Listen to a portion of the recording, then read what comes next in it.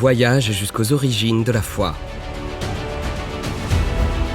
Jean Calvin, les débuts en France. Épisode 26.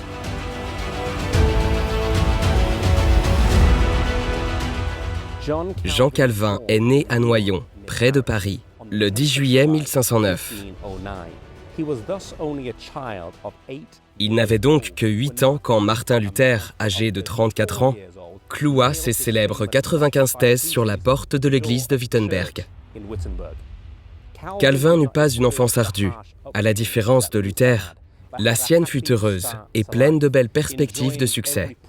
Il jouit de nombreux avantages dans son éducation.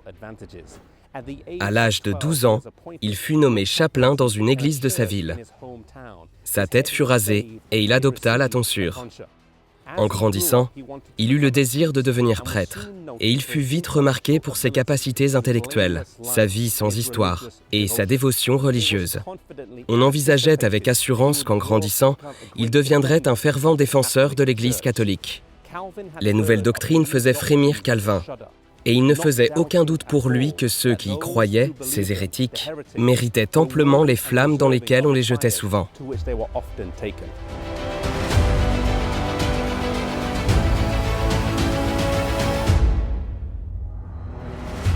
Quand Calvin eut 14 ans, la peste frappa la ville où il vivait.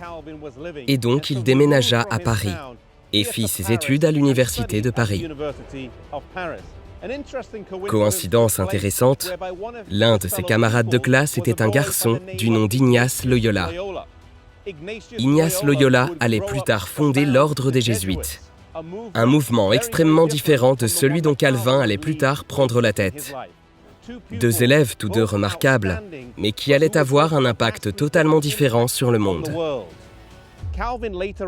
Calvin s'orienta vers la prêtrise ainsi que vers le droit, suivant l'exemple de son père dont c'était le souhait. Il termina son doctorat en droit à l'université d'Orléans, mais la mort de son père allait l'amener à réévaluer l'orientation de sa vie.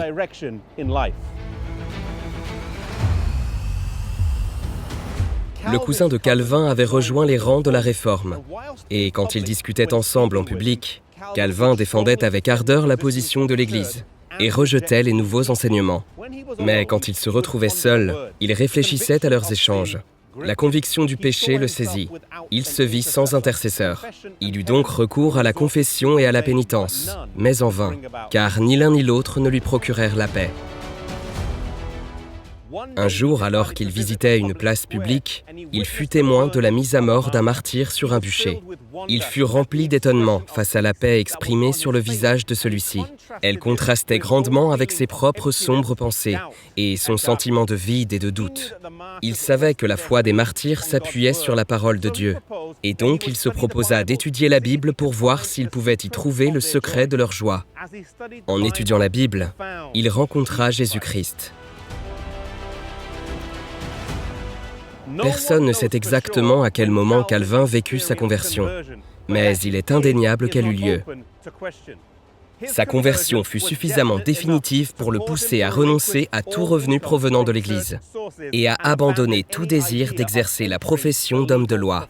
Cette décision dut lui coûter beaucoup, car elle le conduisit à résilier un salaire immense ainsi que tout le confort auquel il était habitué dans la vie. Calvin rejoignit un petit groupe de protestants et prêcha l'Évangile en faisant du porte-à-porte pendant 2 ans.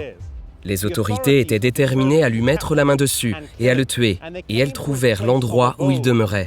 Mais grâce à la présence d'esprit de certains de ses amis, qui parvinrent à retenir les officiers à la porte pendant assez longtemps, d'autres purent le faire descendre par la fenêtre, ce qui lui permit de fuir de la ville. La vie de Calvin nous apprend la chose suivante. Peu importe par où vous avez commencé dans la vie, ça ne doit pas obligatoirement déterminer ce que vous ferez du reste de votre vie. Il avait commencé avec le désir de devenir prêtre, et son père voulait qu'il devienne avocat. Au final, il ne fit ni l'un ni l'autre et finirait par devenir un grand réformateur qui allait bouleverser toute la chrétienté. Peut-être êtes-vous engagé dans des études qui ne vous plaisent pas vraiment ou qui ne vous correspondent pas. Peut-être faites-vous quelque chose que vos parents vous ont imposé et peut-être ressentez-vous que ce n'est pas ce à quoi vous avez été appelé. Il est possible que Dieu vous appelle à quelque chose de différent. Je vous lance donc un appel. Si c'est le cas, alors suivez l'appel du Seigneur. Peut-être aurez-vous à changer de sphère d'études ou même de profession.